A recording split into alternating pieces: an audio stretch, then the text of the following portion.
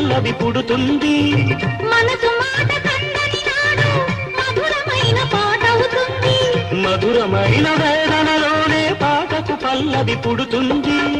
పల్లవించు పడుచుదనం పరుచుకున్న మమతలు చూడు. పల్లవించు పడుచుదనం పరుచుకున్న మమతలు చూడు. పసితనాల తొలి వేకువలో ముసురుకున్న మబ్బులు చూడు. అందుకే ధ్యానం, అందుకే మౌనం, అందుకే ధ్యానం, అందుకే మౌనం.